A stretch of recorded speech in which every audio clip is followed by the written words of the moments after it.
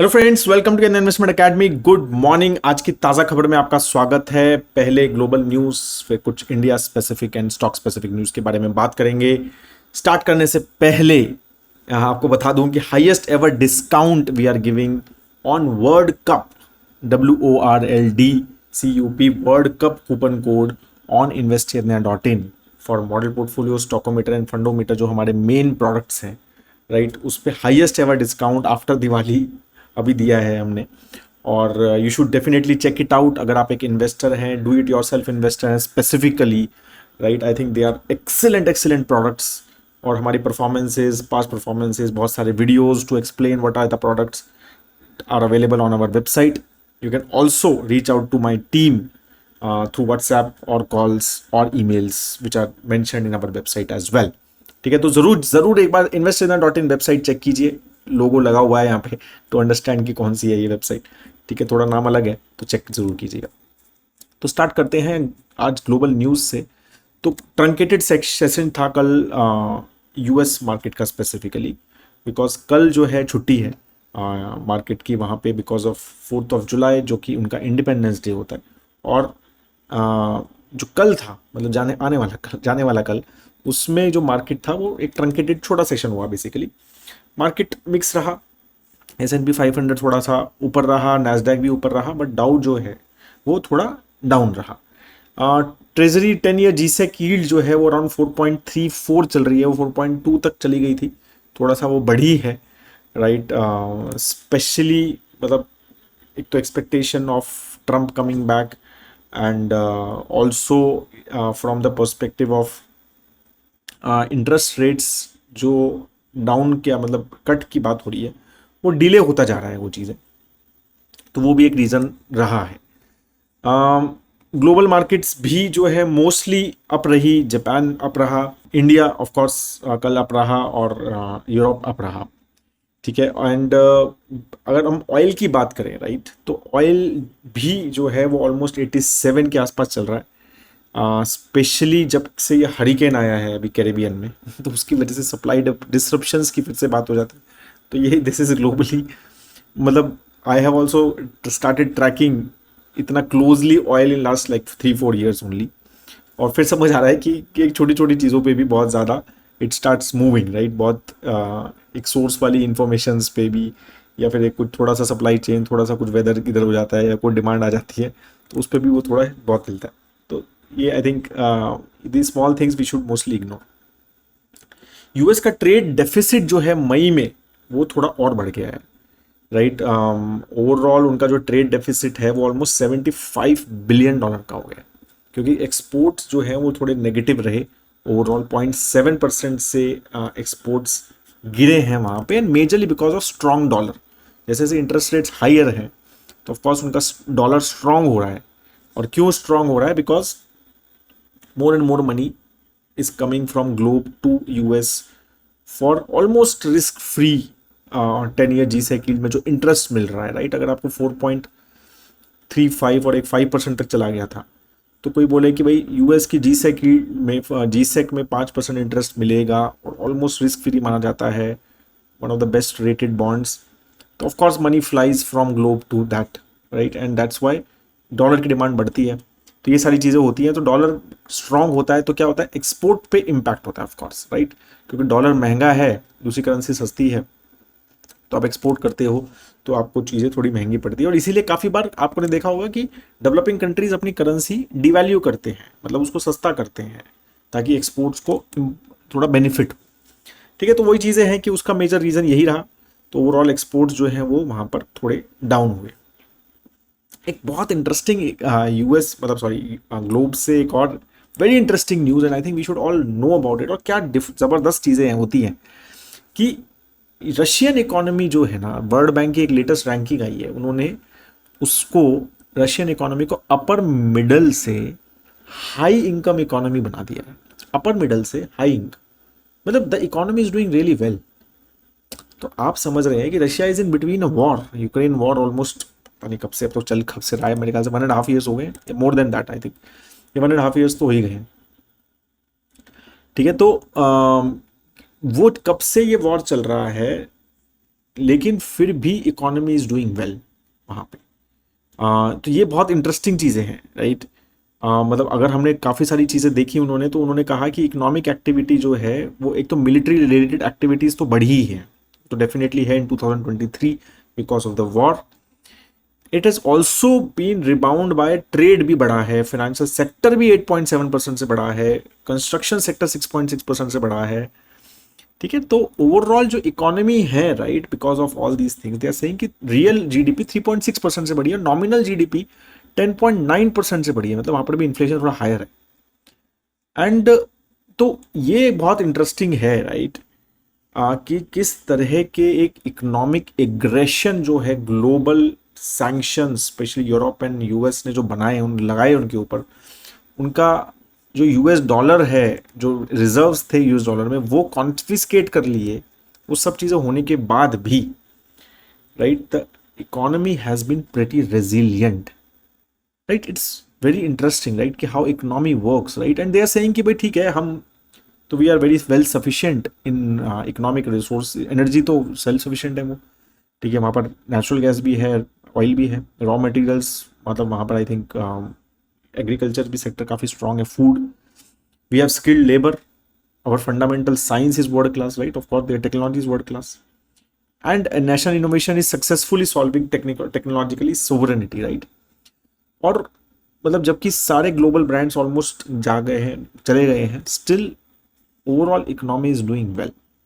ये काफ़ी इंटरेस्टिंग एक केस स्टडी आपको समझनी चाहिए, राइट, कि हाउ इकोनॉमी जो है वो कितनी डिफरेंटली वर्क करती है और कितनी सारी चीज़ें उसमें जाती हैं एज कम्पेयर टू जो हमें लगता है, राइट। हमें लगता है कि ये कंट्री अगर वॉर में है तो यार बहुत हालत ख़राब होगी इकोनॉमी की, राइट।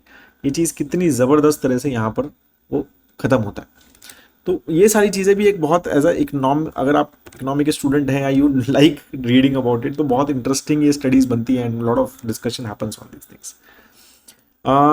इंडियन इकोनॉमी के बारे में बात करें तो इंडिया की सर्विस पीएमआई नंबर आया, अगेन वेरी गुड, 60+ ही आया है, 60.5, anything above 50 is very good mostly. और एक पूरे साल अभी तक YTD में वो 60+ ही रहा है। तो services sector has been doing very very well for us, right. Overall June में भी बेटर रहा, राइट, और mostly domestic and international orders both have been doing well in services sector mostly. Markets कल 80,000 का लेवल जो है Sensex ने cross किया।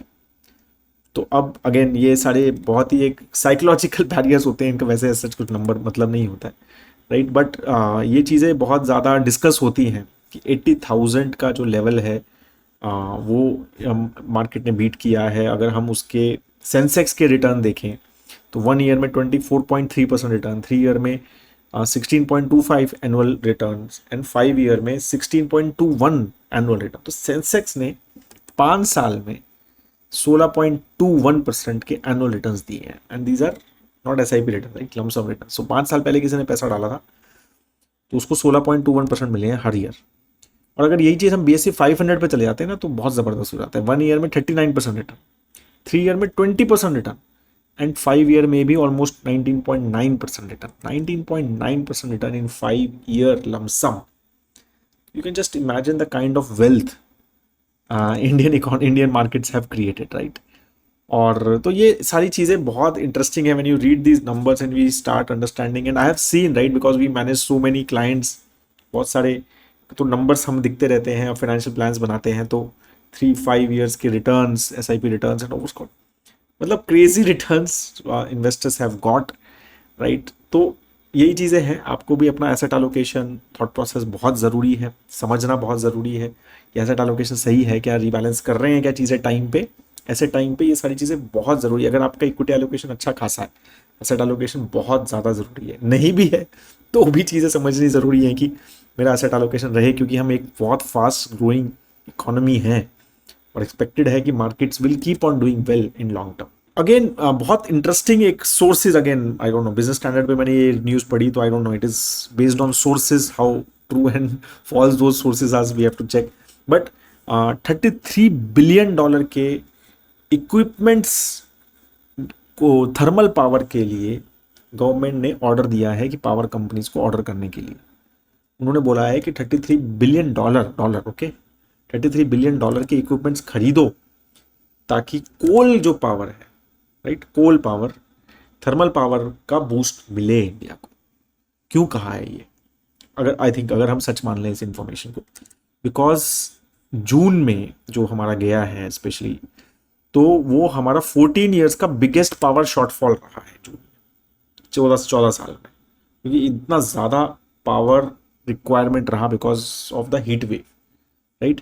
तो 14 ईयर्स का पावर, और जबकि गवर्नमेंट ने काफ़ी सारे उसके लिए स्टेप्स लिए थे कि मतलब प्लांट मेंटेनेंस जो थे वो सब पोस्टपोन किए, राइट। उन्होंने जितने भी ऐसे प्लांट्स थे जो इम्पोर्टेड कोल पे या इम्पोर्टेड कोल पे चल रहे थे, जैसे टाटा का मुंद्रा है, उनको बोला भाई कंपलसरी चलना ही है, सारे नेचुरल गैस पावर प्लांट्स चलाए।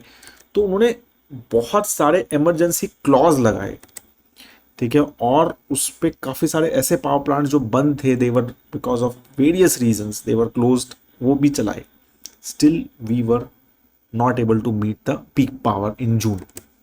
तो गवर्नमेंट ने कहा है भाई ये बहुत ठीक है, सोलर और इस पे फोकस करना ही है, वो तो कर ही रहे हैं सोलर और विंड पे, बट उसका PLF factor is very low, right. वहाँ पर 1 गीगावाट की कैपेसिटी बनती है तो 200 मेगावाट, 200-250 मेगावाट की इलेक्ट्रिसिटी प्रोड्यूस होती है। वहीं पर अगर 1 गीगावाट की थर्मल में बनती है तो 700 मेगावाट की इलेक्ट्रिसिटी प्रोड्यूस होती है। तो बहुत ज़्यादा डिफरेंस है एफिशिएंसी का बिटवीन दीज। और सोलर का फिर वो इशू है कि सोलर टाइम जो मतलब दिन में इलेक्ट्रिसिटी जो मिल जाती है रात को नहीं मिलती, तो वो सारे चक्कर भी हैं।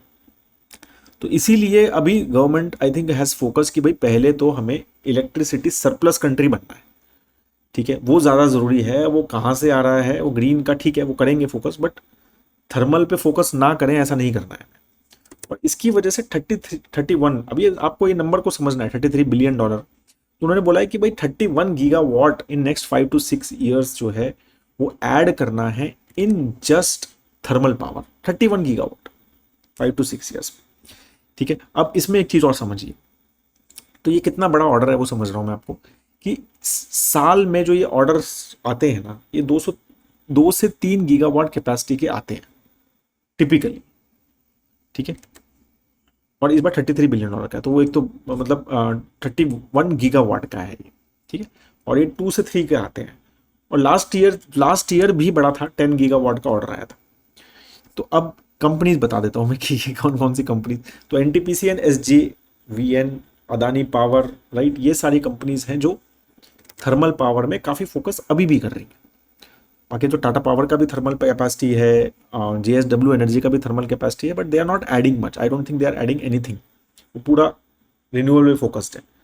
बट ये जो कंपनीज हैं अदानी पावर, एनटीपीसी और एसजेवीएन, ये अभी भी फोकस कर रही हैं। तो इनको डेफिनेटली ये बेनिफिट, मतलब गवर्नमेंट अगर इसमें कुछ पुश देती है, चीज़ें बेनिफिट देती है, तो वो सब इनको वो मिलेगा, राइट। और ये सब जो इक्विपमेंट बनाने कौन वाला है, किसको मिल रहे हैं ये इक्विपमेंट, बना कौन रहा है? तो आई डोंट नो इफ ने आपने मेरा बीएचईएल का वो देखा था, तो बीएचईएल सबसे बड़ा प्लेयर है इसमें। और लास्ट ईयर ऐसा बोला जाता है कि सारे के सारे पूरा का पूरा उनको ही मिला था प्लांट, 10 गीगावाट का, 10 गीगावाट का उनको। But of course other players भी हैं, एलएनटी वगैरह भी हैं, इंडियन प्लेयर्स की बात करें, और बाकी फिर ग्लोबल प्लेयर्स भी हैं। But government mostly they don't give too much things to them, specially PSUs को काफ़ी ज़्यादा रिस्ट्रिक्शन है। तो मोस्टली बीएचईएल को काफ़ी सारे कॉन्ट्रैक्ट, अगर ये सारी चीज़ें सोर्स इन्फॉर्मेशन सही है तो बीएचईएल को इन्फॉर्मेशन ये सब चीज़ें मिल सकती है। बट बीएचईएल का एनालिसिस देख लेना पहले बिफोर, अगर कभी ये इन्फॉर्मेशन पे जाके बाइंग करनी शुरू कर दो, एक बार मेरा एनालिसिस देख लेना, पूरा वीडियो देख लेना, समझ लेना क्या है बीएचईएल, ठीक है, और क्या क्या कैसा अलग थॉट प्रोसेस है उनका, ठीक है। तो वो सारी चीज़ें समझ लेना। बट ये सारी कंपनीज जो हैं, तो इलेक्ट्रिसिटी एक काफ़ी बड़ा टेलविंड है इलेक्ट्रिसिटी में, राइट। तो इलेक्ट्रिसिटी जो इलेक्ट्रिक कंपनीज हैं, मतलब जो पावर जनरेशन कंपनीज हैं, डिस्ट्रीब्यूशन कंपनीज हैं, they have done so well in last 1.5-2 years। तो that's the reason, there is a huge tailwind, government focus. और ऑफकोर्स जैसे जैसे इकोनॉमी बढ़ेगी तो भाई इलेक्ट्रिसिटी कंजम्पशन तो बढ़ना ही है। और फिर इलेक्ट्रिक व्हीकल उसमें ऐड कर दो, और फिर उसमें आर्टिफिशियल इंटेलिजेंस के ये बड़े बड़े जीपीयूज ऐड कर दो, तो ये सारी चीज़ें ऐड कर दो, तो इलेक्ट्रिसिटी का जो कंजम्पशन है वो एक बढ़ना ही है ओवरऑल। बजाज फिनांस का Q1 अपडेट आया, रिजल्ट नहीं आया बट अपडेट आ जाता है उनका मोस्टली फर्स्ट मंथ, मतलब क्वार्टर एंड होते ही। तो एसेट अंडर मैनेजमेंट 31% से ग्रो हुआ है, again a very very good growth, right. तो ऑलमोस्ट 3.54 लाख करोड़, ठीक है, उन्होंने कहा है कि भाई एसेट अंडर मैनेजमेंट पहुंच गया। तो मतलब kind of growth this company gives. New loans जो हैं वो 10% से ग्रो हुए हैं। ओवरऑल कस्टमर फ्रेंचाइजी कस्टमर जो हैं इनके 88.8 करोड़ कस्टमर हो गए हैं, और लास्ट ईयर ही 7.2 करोड़ कस्टमर थे। ज़बरदस्त ग्रोथ वहाँ पे भी है, राइट। डिपॉजिट बुक जो है वो भी 26% से ग्रो हुई है, ठीक है। So that is also doing well. तो एक ज़बरदस्त एग्जाम्पलरी रिजल्ट्स बजाज फाइनेंस हमेशा देता रहता है, बट जो मार्केट उसको अभी तक, ऑब्वियसली वैल्यूएशंस का भी एक कंसर्न था पहले, बट अभी तक market is not giving that value to it. Star Health ने भी अपडेट्स दिए कुछ अपने, तो उन्होंने कहा है कि भाई हमारा ग्रॉस रिटर्न प्रीमियम जो है वो 30,000 करोड़ पे पहुंच जाएगा, मतलब हम डबल कर लेंगे 4 साल, 4 ईयर्स में हम डबल कर लेंगे। हमारा we have been growing at 22% फ्रॉम FY20 to 24, एंड हमारा टारगेट है कि हम उसको 30,000 करोड़ पे पहुंच जाएं, राइट। तो ये सारी चीज़ें उन्होंने बोली है। एंड फॉर FY24 हमें पता ही है कि मतलब उन्होंने 37% का ओवरऑल प्रॉफिट वहाँ उनका ग्रो हुआ था। ये company is part of various of our, मतलब both Bajaj finance and Star Health portfolios का भी पार्ट है। तो अगर आप सब्सक्राइब करेंगे तो यू विल गेट कि how things are. HDFC bank all time high share hit किया है फाइनली कुछ तो हिलना शुरू हुआ है वो। स्पेसिफिकली आई थिंक कल परिमल ने बताया भी था कि specifically because of expected entry into MSCI index, और कुछ 4 से 5 बिलियन डॉलर का उनको मिल सकता है। तो again analyst and various reports when I am seeing, तो they are saying there is still some upside which is there in HDFC Bank in short duration. Again, short duration में we should not invest, but these are various experts, not my numbers, right? So that is all I have on the news. Knowledge section आज क्या ही बोलूँ, मतलब I think we are meeting first time after India won the World Cup, right? तो knowledge section was the Bumrah's over when we needed 30 balls. मतलब जब south Africa को 30 balls पे 30 run चाहिए थे, I think that Parimal and I were watching it together, and he just stood up and he said कि हार गया चल let's go. So he was going out, and suddenly the Bumrah came and he said चलो ये over देख लेते हैं, and everything changed. तो I think it was for me I gained a lot of wisdom from it. Like you just cannot, you should never say no. मतलब आपको कभी भी ऐसा नहीं सोचना चाहिए कि मैं हार गया हूँ, right? You should always be in the game. Life lesson था वो जो ओवर था, with the kind of pitch we were playing, the kind of player class and one of the best T20 player was playing, right. And 30 ball पे 30 run चाहिए ultimately आज के ज़माने में। तो it was nothing, mostly 6 wickets remaining for them.